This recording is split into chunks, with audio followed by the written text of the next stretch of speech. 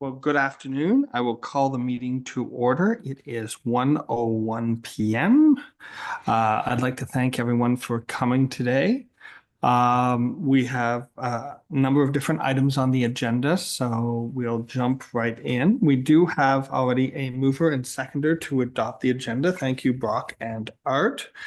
Any discussions, changes, amendments to the agenda? James. I was going to suggest that we add as other business replacement of 3 illegible heritage signs in the township. A mover and seconder, if you're fine with that. You're both. Could I suggest we put a question of the progress on the archives building? Okay. We anticipated the roof being done this fall. Would that make more sense under the staff update? Yeah. Okay, so we'll add that under the staff update. So we do have 2 minor amendments. Any other additions, comments? So we would be voting on that the agenda be adopted as amended. All those in favor? Opposed? That is carried. Thank you so much. Minutes. And again, thank you to Art and Brock for moving and seconding. Are there any changes to the minutes as published? Keith? There are some spelling errors I noticed in the minutes. LaRue is spelled incorrectly. I don't know how important that is, but For the record, what is the correct spelling? I think it's Larue. James? Capital on the L and capital R on the R as one word, I believe. Well, I don't know about the capitalization on the R, but it's not spelled Leroux is the way it appears in the minutes is all I'm pointing out. Any other changes to the minutes? Get the minutes adopted as amended. All of those in favor? Opposed? That is carried. Thank you, everyone. We do not have any delegations today. So any declaration of pecuniary interest? Not seeing any. So we'll move into the business with the TLTI, Indigenous Peoples Relation Consultation and Communication Policy and Land Acknowledgement. And do staff have comments on that? Thank you, Mr. Chair. I'm Steve Donachie. I'm the Chief Administrative Officer. I believe this is the first time I've appeared before the committee. So thank you for having me. As spelled out in the report prepared by Lindsay Lambert, one of the strategic areas under our strategic plan that was passed by council is a pillar called Growing a Livable Community with Great Services. And one of the aspects under that pillar is recognition of local Indigenous culture and traditional lands. In 2024, the township engaged Arcadis Professional Services Canada, Inc. as a consultant to assist with the development of a land acknowledgement and also a consultation and communication policy. As also part of their deliverables was to provide training on awareness of the Indigenous community and reconciliation. And so there were 2 half-day sessions held with all staff. And it was really quite an interesting, eye-opening experience. The land acknowledgement, as you can appreciate, it's one of these things you need to get right. Lots of well-meaning but errant attempts could end up alienating our local Indigenous partners. So having a consultant who has the experience with these matters, as well as the establish avenues into consultation with the relevant First Nations, as well as having First Nation members as part of their team, developing our land acknowledgement really helps us. So we've presented to, as part of the report, the draft land acknowledgement for the Heritage Committee's review, as well as our draft consultation and communications policy. The communications policy provides township staff guidance on our communications and where, for example, using the land acknowledgement at meetings, as well as having a shorter version for email taglines and that sort of thing. It also gives us the principles that we work with when we are engaging in communication for recognizing the Indigenous aspect of pretty much all our communications. The consultation part of the policy really is a framework for how we go about undertaking consultations with First Nations where there is something that has a First Nation aspect or an Indigenous aspect to it. So in the case of an archaeological thing, if there is identified as part of it Indigenous interests, we now have a way of going about how we engage and the consultation process and so on. It's a lot of work and there's a lot to digest in all of this. So I'm happy to answer any questions that you may have.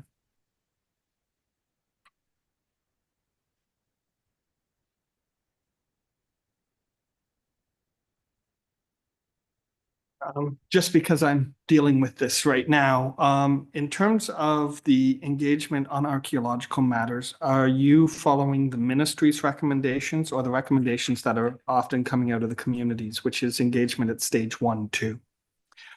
I think we follow the municipality, or not the municipality, the ministries. We'll follow their recommendations, but I think on a case-by-case basis, I think we'd have to look at what's involved and what the potential scope is. Sorry? Right.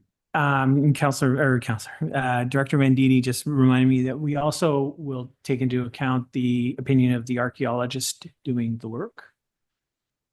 Just as a general point, I know from some of the communities I've worked with, some are looking for engagement at the stage 1 point. So that's just something to keep in mind, that some have started asking to be involved very, very early.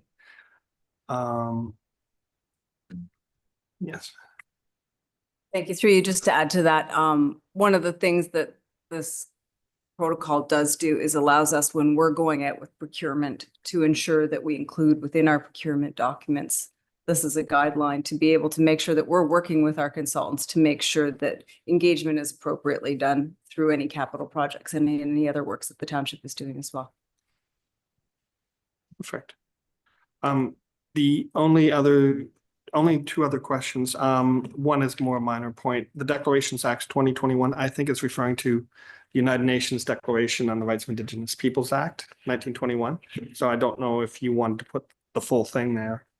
The other piece is and it sounded like you've done this in creating the statement. You have reached out to Indigenous communities for their perspective. Yes, part of the scope of work for the consultant was to engage with local First Nations. So they did that part. So there is feedback incorporated into the development. Great, thank you.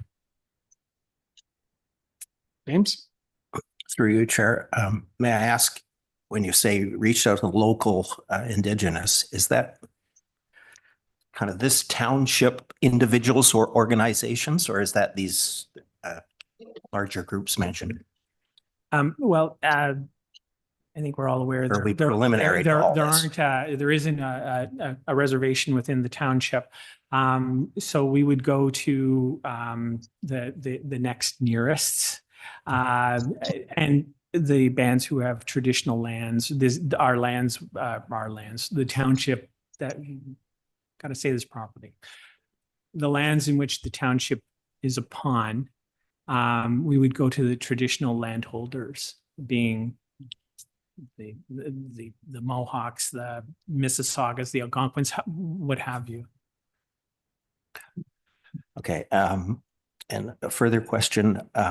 I was familiar with what are known as the Mississauga of Alnwick, and I've just done a double check and I see that they are now this Alderville First Nation. So just as a point of information, because there's much local history about the Alnwick, and we have an island named that. So add that as a detail.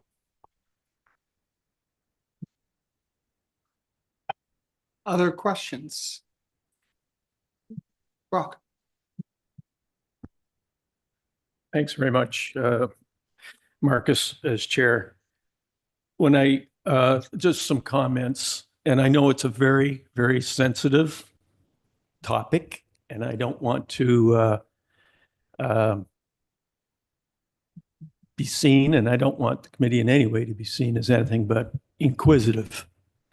But it does beg the question, this is being brought forth for the first time to a heritage committee. So it's unclear to me precisely the heritage aspect and why this wouldn't come forward elsewhere. I can't say there are reservations, but a lot of misunderstanding of the 13 pages of the policy, which I'm not sure everyone could open. I'm understanding that maybe people are having a problem with that. I've read that twice, and I have a bucket full of clarifications. And that is not the place. This is not the day. This is not the place for those clarifications. It's a very prescriptive policy. The 13 pages are extremely prescriptive. And therefore, it's legalese in a sense. And therefore, it opens up in my mind, what are the consequences of it? It seems it's the right thing to do in today's world, but I do have a lot of questions. What does it mean, capital projects that we engage? As was mentioned by James, who is it that we're engaging? Who are we asking? It sounded like we're asking two provincial organizations. Are we going to be, every time we do a capital thing, who determines? How's it determined? There's a wealth of questions that I couldn't begin to formulate today. But we're being asked as a municipal heritage committee to recommend to council. That's exactly what's before us. And I find it challenging in the least to say, yep, everything's good. I get the archaeological part. That seems to be about the most straightforward part of it. But would everyone feel comfortable recommending this? Has everyone had a chance to digest a little bit of 13 pages of complex thinking?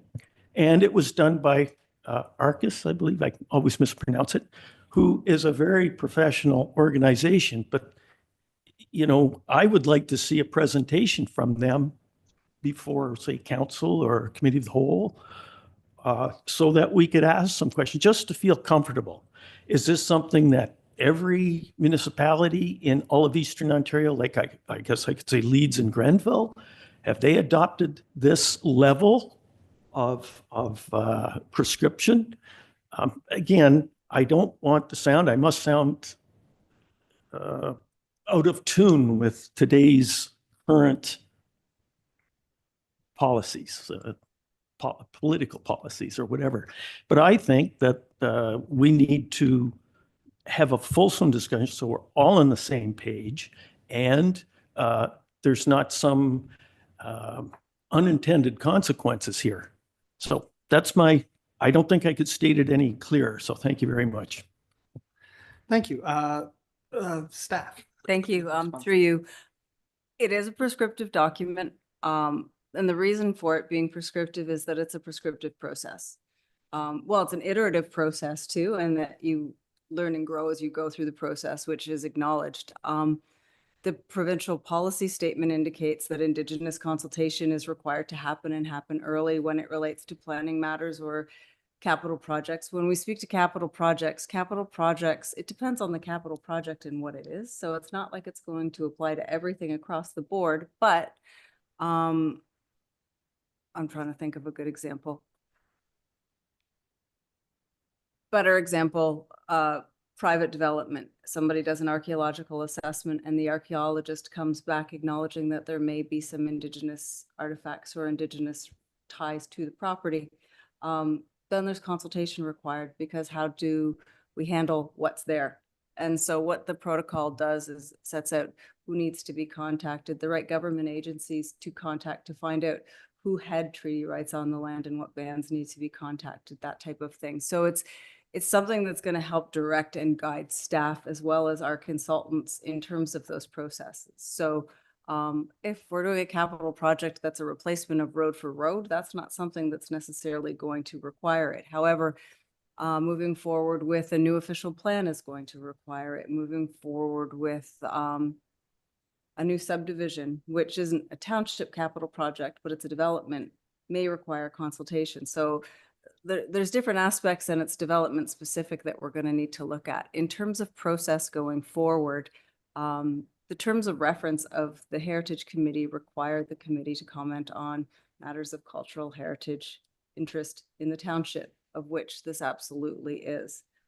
We're not asking the Heritage Committee to say we absolutely approve this, and if there's concerns or other things, we can certainly take that back and look at it, but we are asking for a recommendation that we proceed to council or committee of the whole. And at this point, a presentation from the consultant was outside of the scope of the original RFP. However, that would be an additional cost that if it's something that you feel is necessary, we could certainly look into what the cost associated with that would be, and would have to go back to council with respect to additional funds in terms of expanding the scope. So I think I've answered most of the questions. And in the interim, Councillor Gorell, you're welcome to come sit with me as long as you want and ask as many questions as you like in detail, and we could figure this out. While I appreciate that offer, I believe that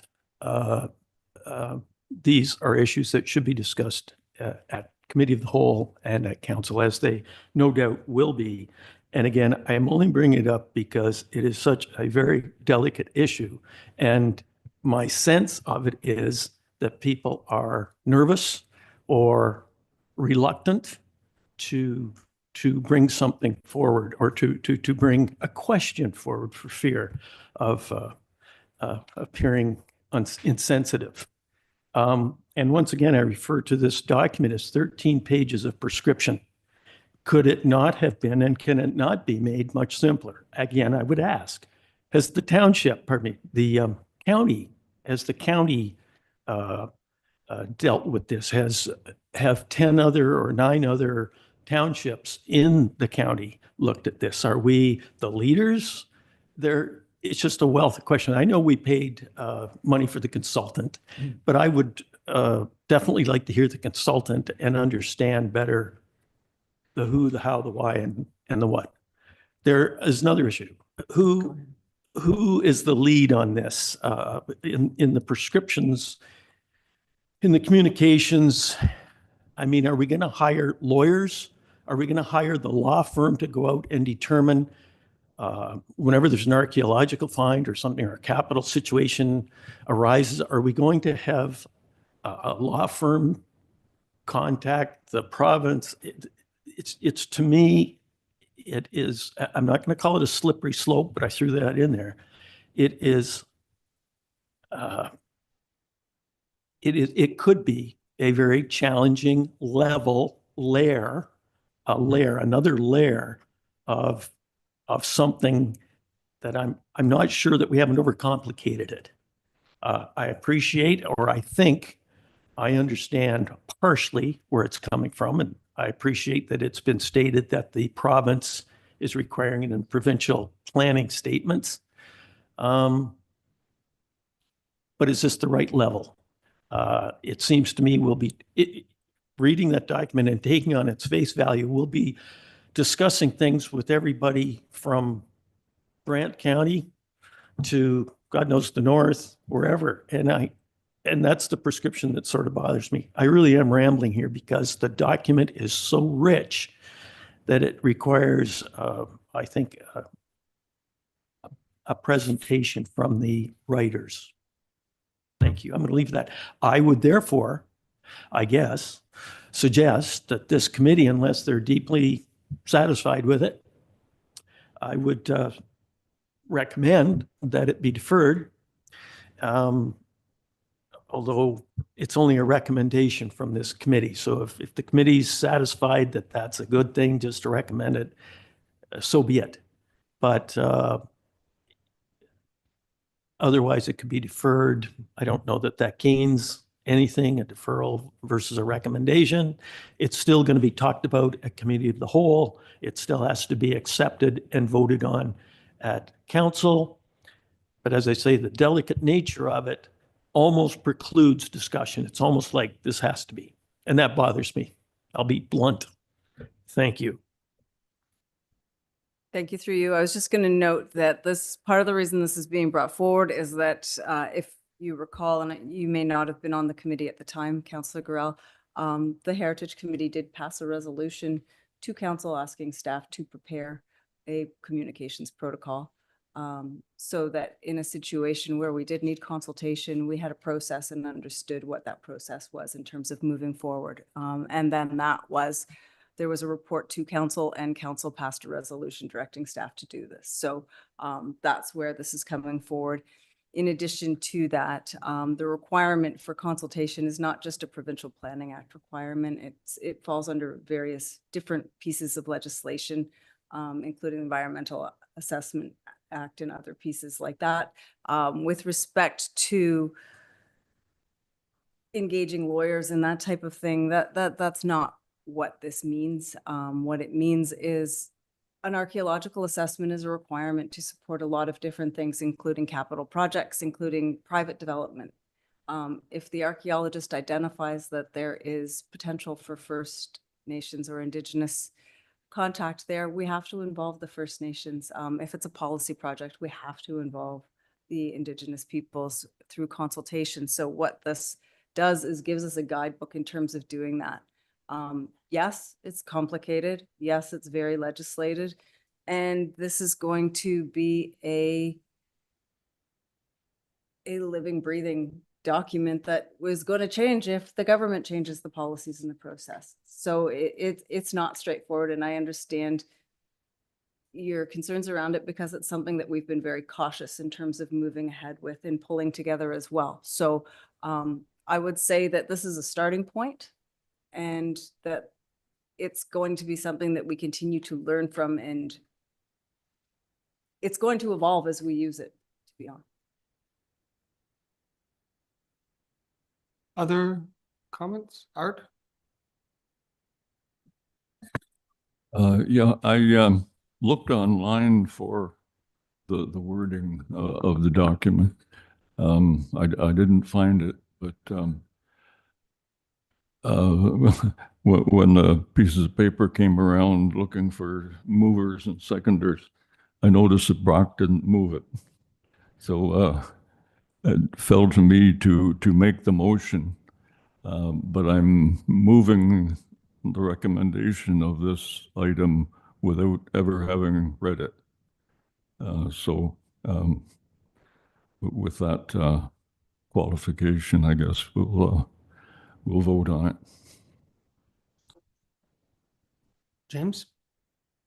Through you, I understand, if I could call it apprehension of the councillor, but I guess from my point of view, not being involved in council, I'm seeing this simply as a recommendation for the spirit of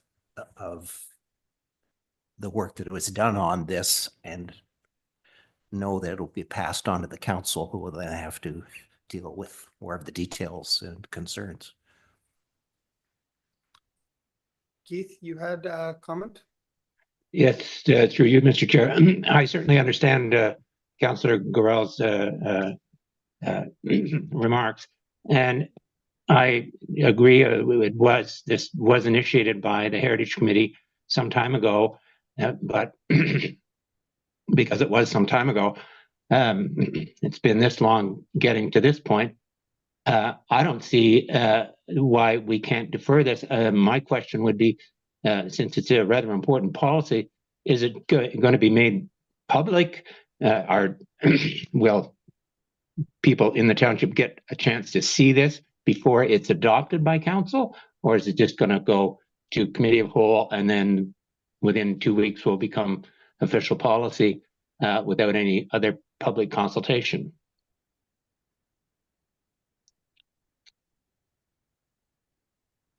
Not hearing any comment on that. Sorry, through you, Chair. So the document is published as part of the Municipal Heritage Committee agenda. So it is out to the public. Anybody can click on the link on our website and see it. Once it's published to a committee of the whole or a council meeting agenda, it will again be there for anybody within the community to go ahead and view that document. So now that it is part of that agenda, it is open to the community to click on for eternity, because that agenda lives on our website forever. Through you, Mr. Chair, this is a document that governs internal process. This isn't something that should be out in, public open houses for general consultation. This is a document where it's identified that Indigenous consultation needs to be done, how we go about doing it. It's process, not a should we put a new water tower in Lansdowne or something like that.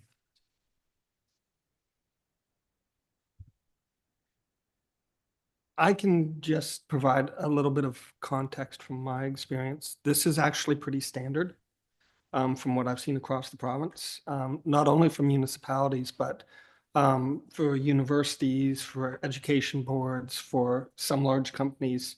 The language is actually almost identical. It's almost verbatim what I've seen. It quite possibly is. This is from my work with some of these communities, and I'm no expert, but this is seen by many communities as a relationship building. This is how we start building the relationship. It's about a commitment to actually working together. And that's how I read the document, that this is a statement and a commitment to building a relationship and improving it over time. So that's been my experience with this. This is, as I say, I'm actually working with one of these right now, and this is actually gentler than the one that I'm working on. So I think this is, from my perspective, I don't see any real red flags after staff have asked my questions. So any other thoughts? We do have a motion on the table.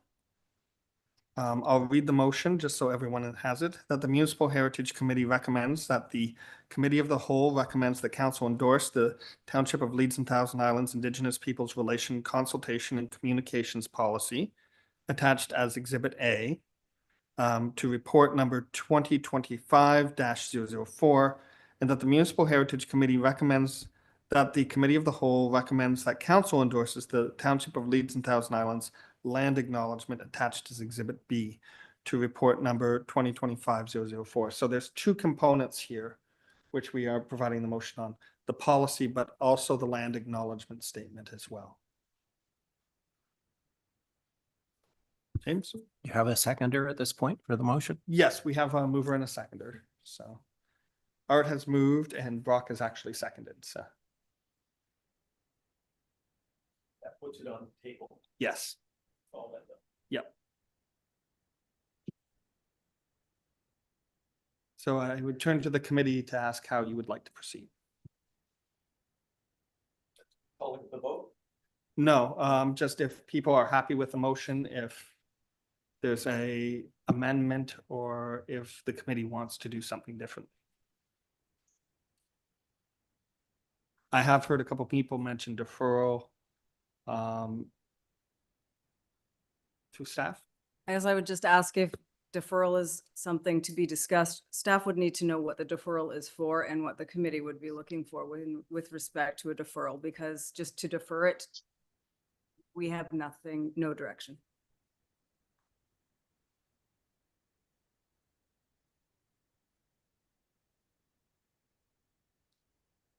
If I may make a suggestion, which may alleviate some of the concerns, I am comfortable with the land acknowledgement statement. And I think I haven't heard any comments about the statement itself.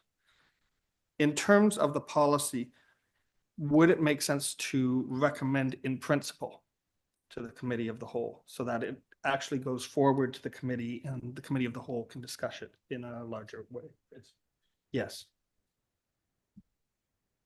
I think that's quite a reasonable statement. Yes, thank you. Brock, would you like to make that motion to amend?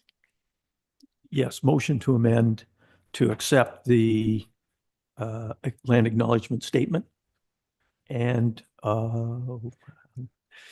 recommend the policy with in principle. Yes, thank you. You're a wordsmith. Art, you're comfortable with that change? Okay. Thank you. Any other comments or discussions on the amended statement or amended motion? Not seeing any, I'll call the question. All those in favor? Opposed? That is carried. Thank you so much. That brings us to item 7.2, the draft designation bylaw update for the Long Point School. That is available within the agenda and it was circulated this morning. I'd like to particularly thank Art for his comments on amending the statement. The statement was brought forward at the last committee meeting, but we deferred it to this meeting to tweak the language. The language has been updated. As well as the statement. So at this point, are there any comments or thoughts on the revised bylaw? James?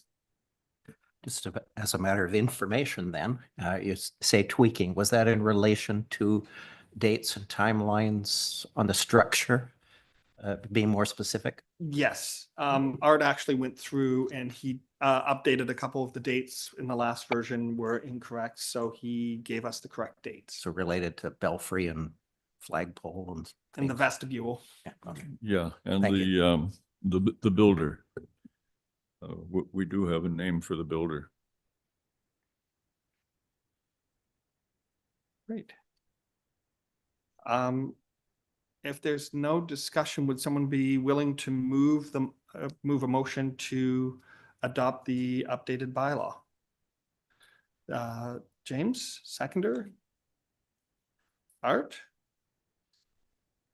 Any further discussions? I don't know, staff, will you need specific language for the updated? It's going to be in accordance with section 38. I think we're recommending the abbreviated process.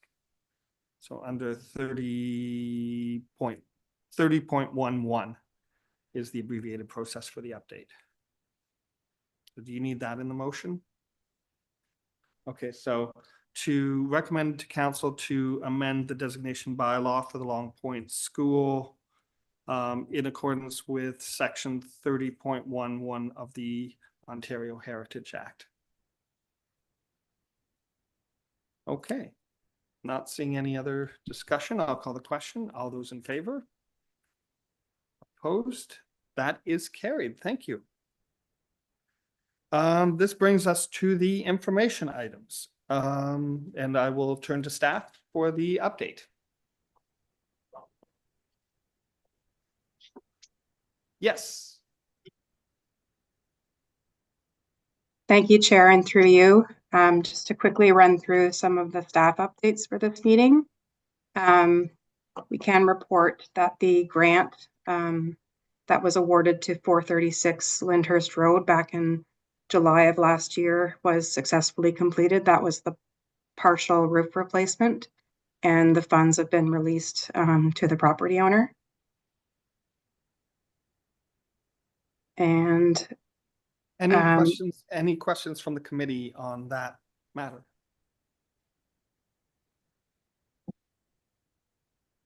Okay, not seeing any. Next item. thank you, Chair, through you. So recently staff have been in receipt of a new designation request for designation under Part 4 of the Heritage Act. It's for 186 Main Street, which is a property that's currently included on the Heritage Register as a listed property. And it's referenced in the register as being known as the Chapman Hotchkiss House. The staff will make note of that and will add it to the agenda of the next Heritage Properties Working Group meeting, which has not been determined yet. Any questions, comments about that item?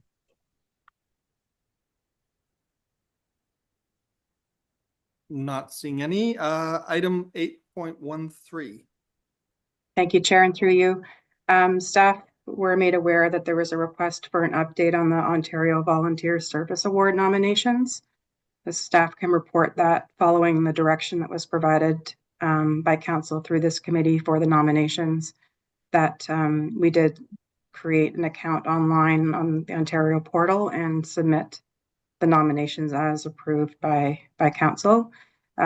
Leading up to this meeting, staff did log in again just to check the status of the nominations, and the status currently is noted as being under review at this time.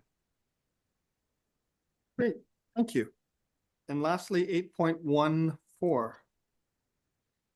Thank you, Chair, and through you, just to note that staff will be completing the membership paperwork and submitting all the email addresses to ensure digital distribution of the newsletter to all members. Great. Any questions on that item?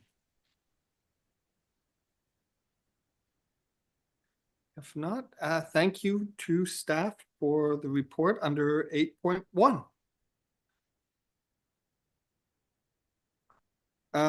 8.2 Heritage Properties Working Group Update.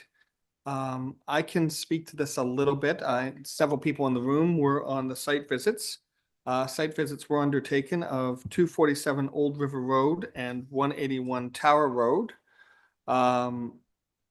So we had the opportunity to take a look at the two of the properties. It was a really good site visit. I think both of them, some really interesting properties between the two. One question that I did have coming out from that is there a SharePoint or something where we could upload photos and the information that we've gathered for staff as we're moving forward? So staff could create a OneDrive link and send that out so that we can all, that it can be shared in there. Perfect. Thank you, Marcus. And once again, 247 Old River Road, that I do believe is the LaRue house. Am I right in that?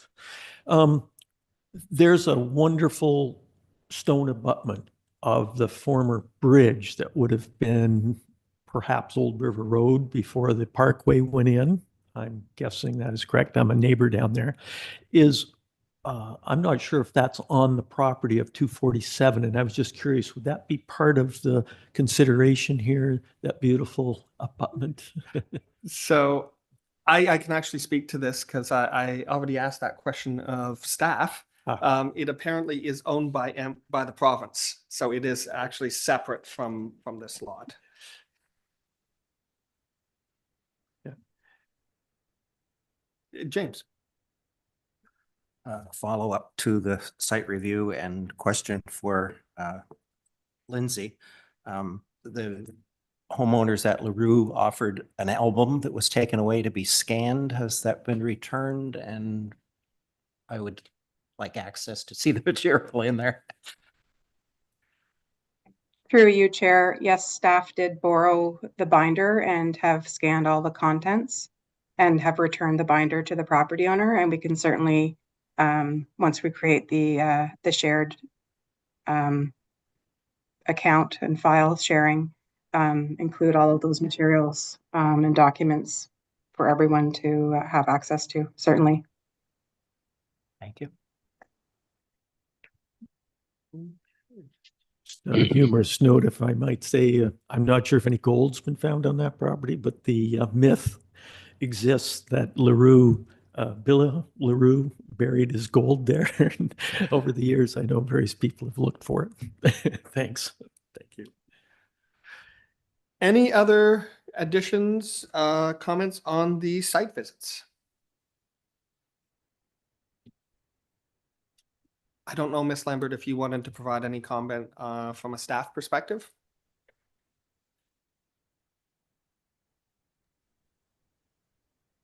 Thank you, and through you. I think it's important to regroup as the working group to create kind of a work plan of moving forward. I know particularly the owner of the property on Tower Road is very anxious to achieve Part 4 designation and is interested in the one-time grant that the township is now offering for new designations. I just feel very fortunate to have been part of the site visits because they were very interesting properties to see in person. Thank you. So I will commit to sending around a working group meeting time now that I know my schedule over the next month and a half. So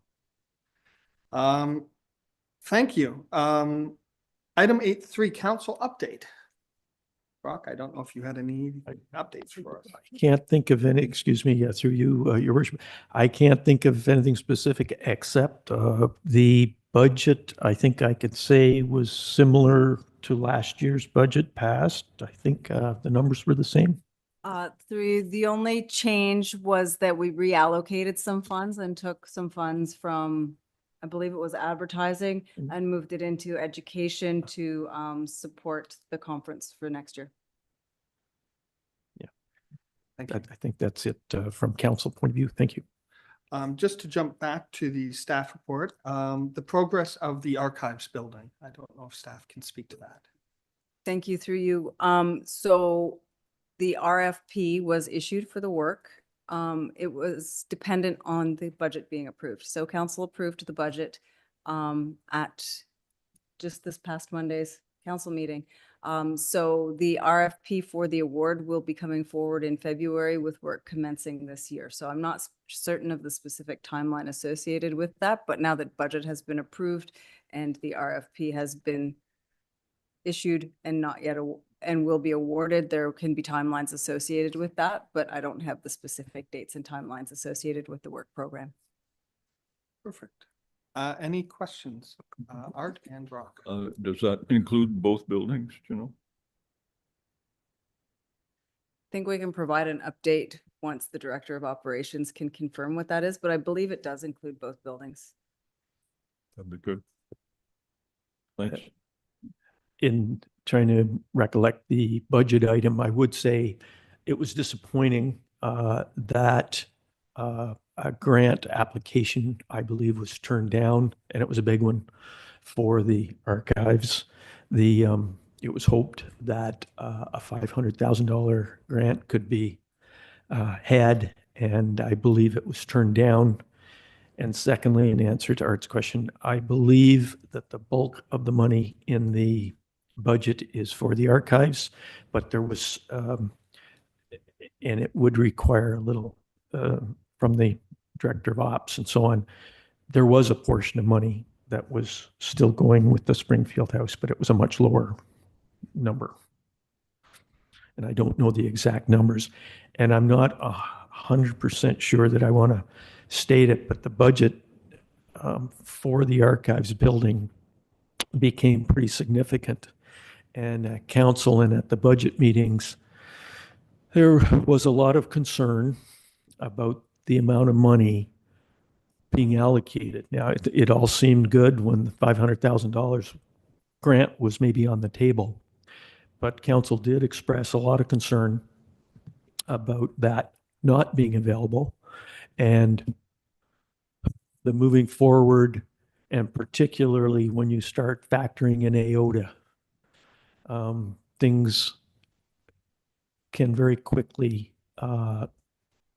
spiral in costs, and that was a concern. So I just bring that to the attention that that was very much considered at the council meeting. And I would think that staff would be cognizant of that, of course. And I am not 100% sure going forward how that's going to affect the archives.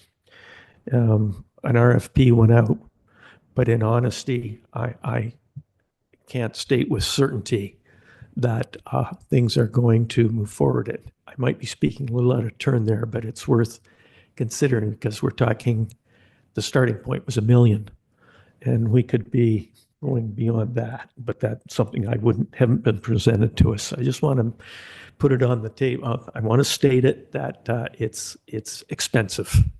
So, and it's a very delicate issue, the way I saw it presented to council. Thank you. Any other comments, questions? Sorry, thank you through you. We had a brief discussion about it before the meeting started. However, I'd just like to recognize that Councillor Jameson has resigned from council and council is beginning the process for replacement of that seat. However, Councillor Jameson was also on the Heritage Committee for a short time this term. However, he was on it previous term as well. So just want to thank Councillor Jameson for his time on the committee and let the committee know that at the appropriate time, a new councillor will be appointed to the committee. However, it's premature at this point. Great, thank you. So that brings us to the other business, and we do have the replacements of 3 signs. And James, I believe you raised that. Yes, through you, about a year ago, I submitted a list of approximately 50 heritage signs within the township, noting that 3 of them were in very poor condition. And so I'm suggesting at this point that we proceed with replacement. I'm not sure what that involves, but specifically there's a series of 3 panels in Seeley's Bay titled A History of Seeley's Bay, and the one name that was attached to the bottom of those was Viz Sense, I believe. Perhaps Keith would have more information on that. And then the other 2 were productions by Brian Phillips, Cornwall's store, and St. Brendan's Catholic Church.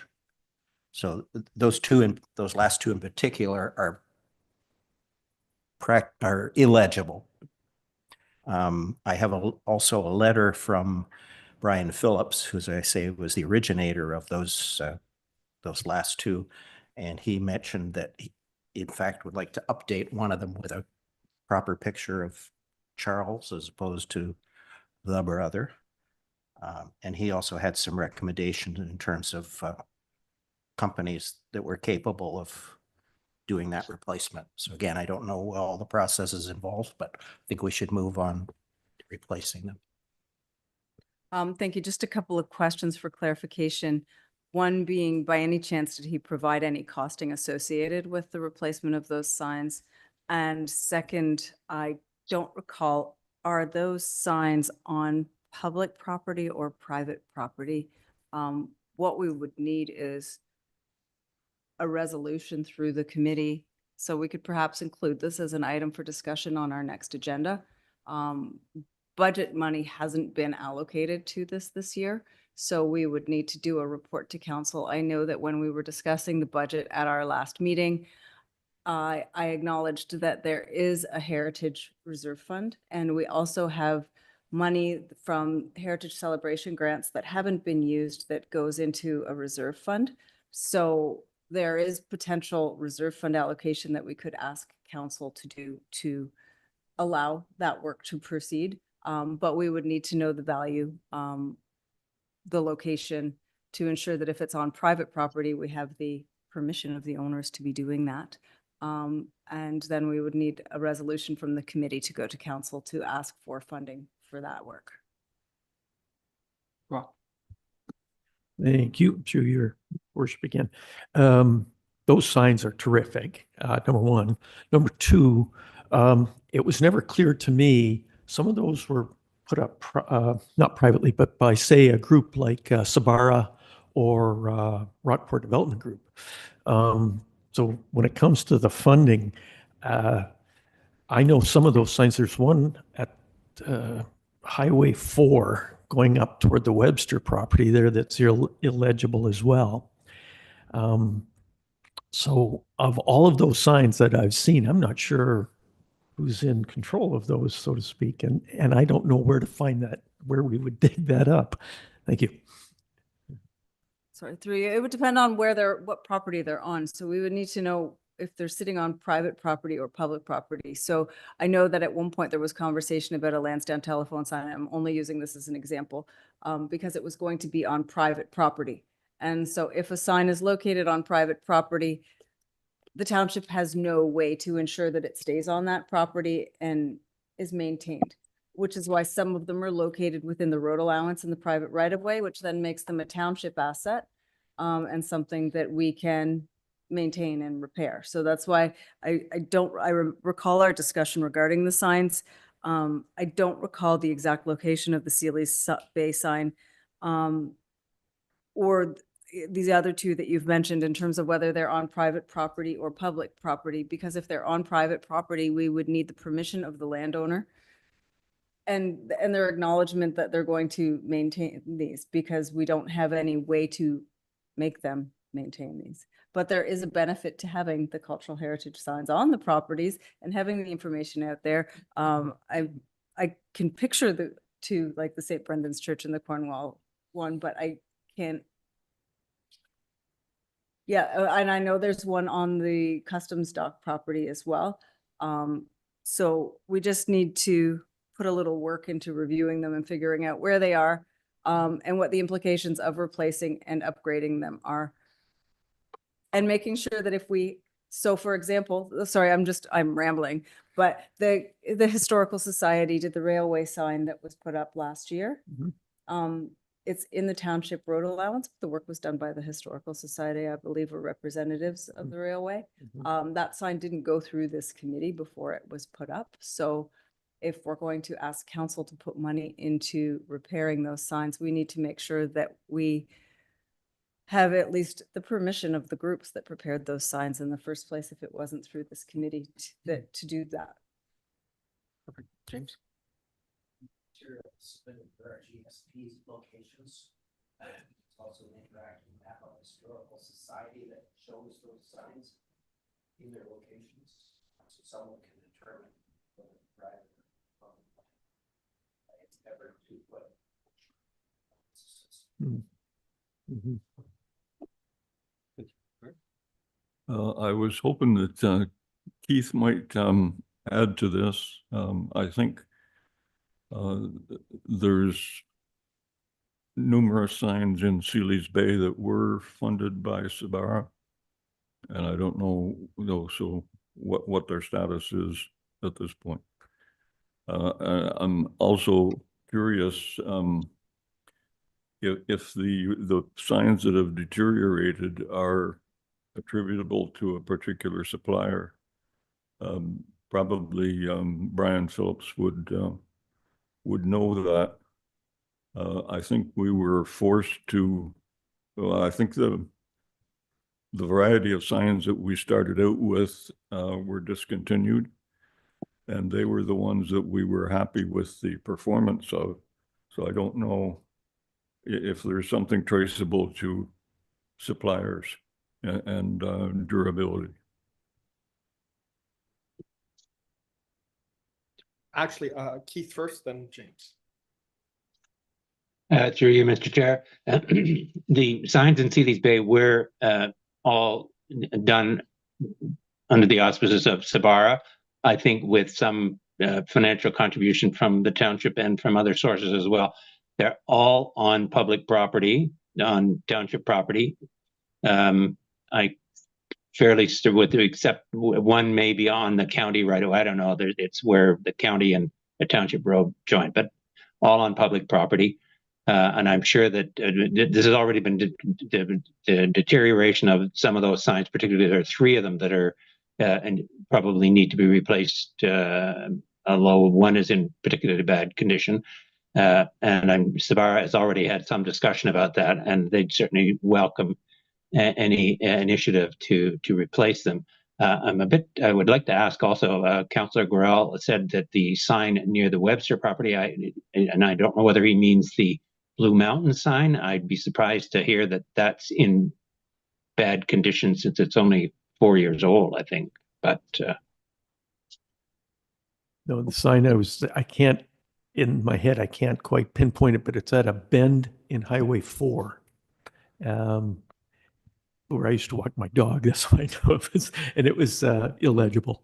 And it would be older than 4 years old unless it had been replaced. Through you, I'm wondering if you're misstating and it's County 3 and it's the outlet sign. I have pictures of all of them, and these were the 3 that came up, not You're probably anything more else. correct in your assumptions.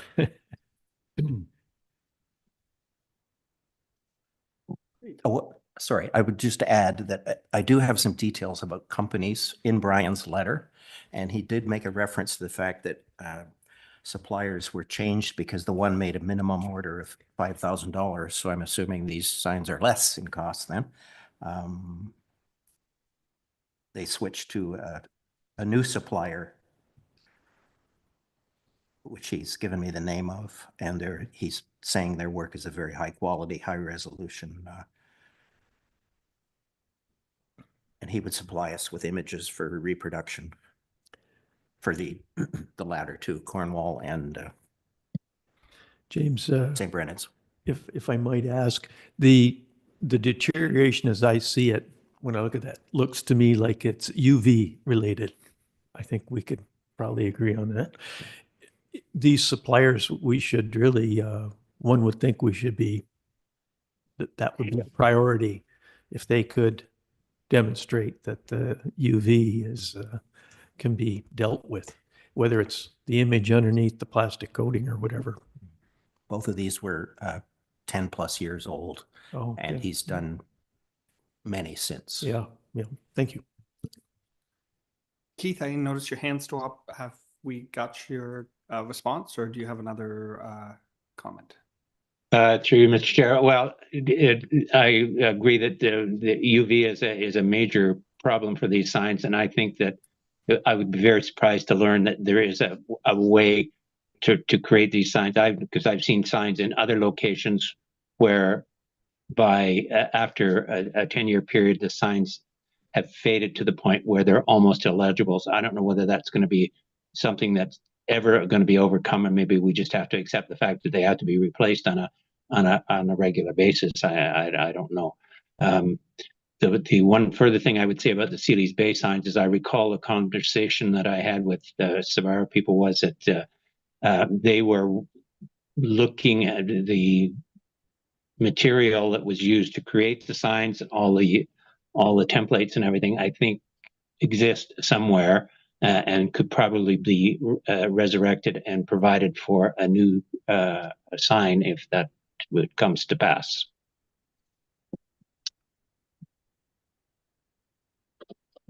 I guess with all this discussion, what I would recommend is if you could provide us with the information that you've received from Brian Phillips, I believe is the name, we can add this as a business item for the next Heritage Committee agenda for further discussion, because there's a lot to be considered. There's a number of things to look at, and we need to take it away and look at it. So we could maybe defer. When is our next meeting? Would that be April? It's April. Yep. So we don't need to defer because this was just brought on as more of an information item, but I think we can bring it back as business for the next meeting. And if in the meantime, members can take note of what condition the various signs are in. I'm just wondering if you would want to include this in some of the discussion at a working group meeting. We could do that. Great. Thank you, everyone. Any other business? Not seeing any. We do have a mover and a seconder to adjourn. It is 2:01 PM. I'll just sort of call the question because I don't think there's much discussion. All those in favor? Opposed? That is carried. Thank you so much. And I will follow up with the working group meeting times. Thank you, Mark.